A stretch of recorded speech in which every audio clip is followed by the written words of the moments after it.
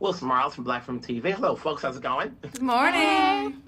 Hey, so Uma, you're the newbie in the film, but not a newbie in your fighting skills. We know what you can do. So how much preparation did you have to when you knew you had to come toe-to-toe at some point? Honestly, not enough. I had to wing it. But lucky for me, Charlize had a super team to try to put me in the right place at the right time. But it was fun. It was fun to be back in the countdown in quick move memorization. I loved it. KiKi, where are we with Nile? Is she more confident this time around? Does she know her place within the group and able to accept her powers? I think, yes, she definitely has accepted her immortality, but I think she still is figuring out her place in the group.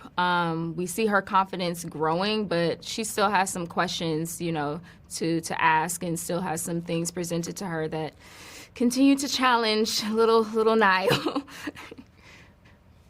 At least with Andy, what makes her stick around, knowing that at this point from the last film, she's mortal now and she could walk away and start a whole new life, but that's not her destiny. I think she has true family.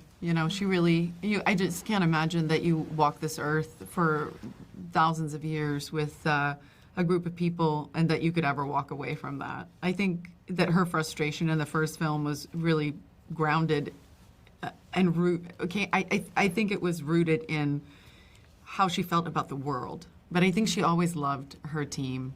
And I can't ever see Andy walking away. I mean, she acts like she doesn't care, but she cares. Yeah. She cares. She cares a lot. You guys got a new director, Victoria. How's the tone? When obviously there's the same cast with some new auditions, but you have a new director. Is the tone the same or is it new energy?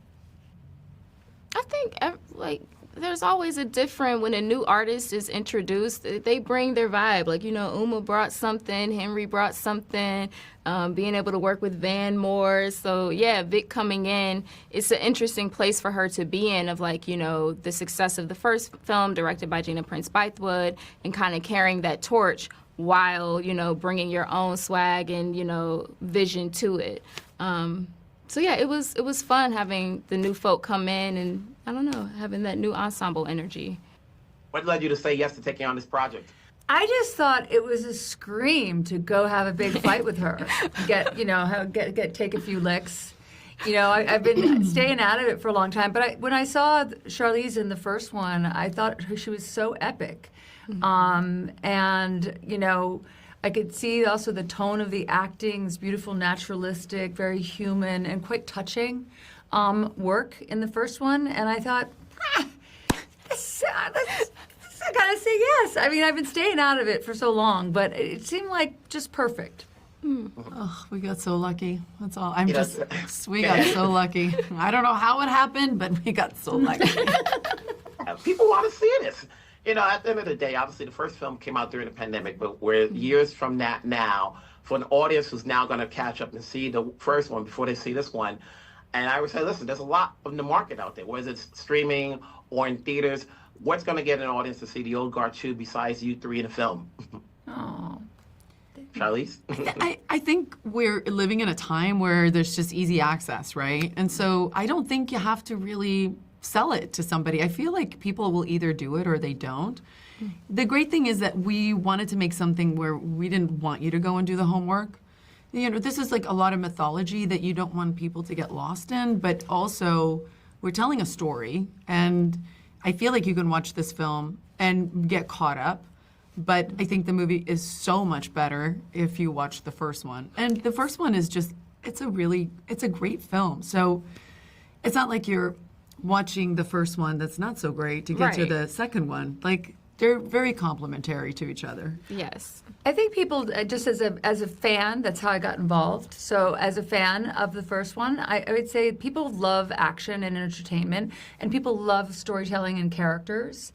and to feel something. And I think what Charlize and her team have really gone for in this is to bring those two elements together. You know, there's a lot of action out there, and there's drama out there, and there's comedy. This is not comedy, but there is a fusion between drama and action that is exceptional in this particular franchise, I guess you could call it. Now that there's two. Yes, keep it going. Congrats to you guys all. We'll talk down the road. Have a good Thank one. you. Thank you so Thank much. you. Thank you.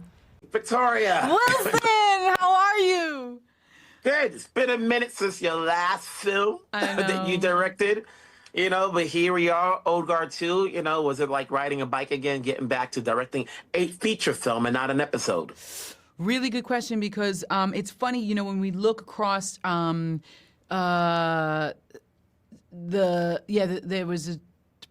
was a gap in the feature with the rest over at Second Unit and Star Wars, and then nonstop TV, really fun, exciting TV. So it is like riding a bike, because it's all I know. You know what I mean? I function much better on a set than I do in the supermarket. You have this movie. Obviously, it's the follow-up, but there's a lot of action in there, you know, and you've had a number of skills, you know, in terms of leading up to this. What was the challenge, if at any, you know, doing an action film? I think that the pursuit of action is it's very, very, very similar to the pursuit of drama, or the pursuit of comedy, or the pursuit of horror, or the pursuit of whatever other genres there are. And the only reason I say that, those are the ones I like. But I feel like, you know, we're chasing truth. You know, I'm only in pursuit of truth. So whether it's in a fight sequence or whether it's in dialogue, the truth is what I'm chasing. So there's no difference in the approach for me. I either believe someone can punch or I don't. I believe someone can kick their leg up at that height and knock someone out, or I don't. I believe someone knows how to shoot, or they don't. Believe someone knows how to run, or they don't. So it just comes down to that, and then it's task to task to task, you know. So it's sequence to sequence to sequence. So, I mean, most of what I do is just, you know, beat for beat. I play the beats, and so it really isn't familiar. And then it's also like a lot of my TV stuff had action with cars and chases. I mean, I had a fun fight with 50 Cent years ago, where he did a headbutt to someone, and he really headbutted them, by the way. But he had to kick in a door, and it was crazy and raw, rugged. But you know, there's been I've been angling towards this for, you know, years, as you know. When you came on board, had you already seen the first film, or did you have to see it? And did you read the comic books, you know, so that way you come in with your own interpretation? I saw the first film one without a doubt. I saw it many times, and I did it because I wanted to. It wasn't homework. I saw it in 2020 when it was released, and it was one of a number of films that I watched over and over again. You know, having to do with the way it was made, the stories, the themes, the cast, the direction, the fights, the action, the shots. I just found it all interesting, and so it was familiar. It was also it was nourishing in a way that it was like something I loved, just something I wanted to be inside of it. So when the call came, I was, you know, beyond. And then the second part of that question was what? Before we get cut off, what was the second part? Had you read the comic books? Are you a fan So of the genre? Greg gave me. I knew of the comic books because, of course, the first one, and then Greg gave me a stack, and then I read those specifically as homework to prepare myself. I did. Yeah, great talking to you. It's good to see you again. Let's make this happen more often. More films for you to direct. I'm pulling for you. Bye, Wilson. Bye. Wilson Miles from Black Women TV. Hello, folks. How's it going? Hey. So Henry, you're the newbie in the group. How did everybody make you feel welcome? I mean, it was a seamless transition. It was kind of crazy. Like, these guys are the best, you know. And when you have somebody like Charlize, who's kind of leading the fray, like from the front, it's kind of relaxing, weirdly, because there's no pressure, because you know, like, things are going to go well. But you know, yeah, we shot in Rome for maybe like 3 months or something through the summer. So it was kind of challenging in that sense. And back then, we had just had sort of our first kids, pretty much. So we had kind of a bonding session with that. But they made me feel very welcome, thankfully.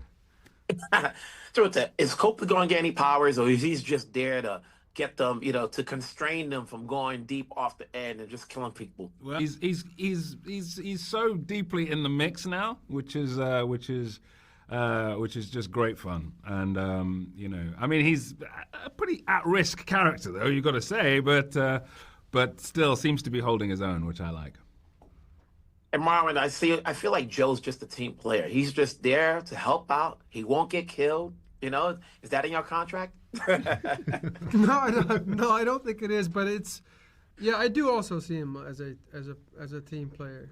Yeah, he's he's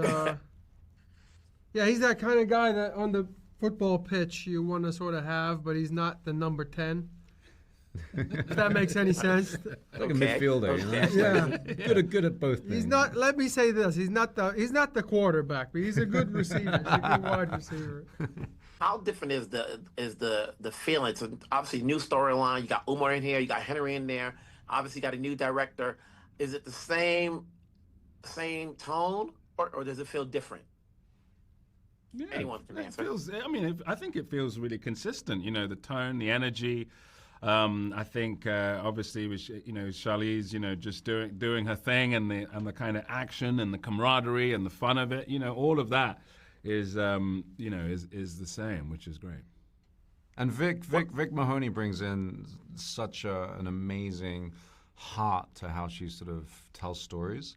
And so working with her was for me. I mean, I didn't have the experience on the first, but she was so inclusive of everybody's thoughts, and really spent the time kind of talking through characters sort of individually. So for me, it was really helpful finding my place within a already existing group.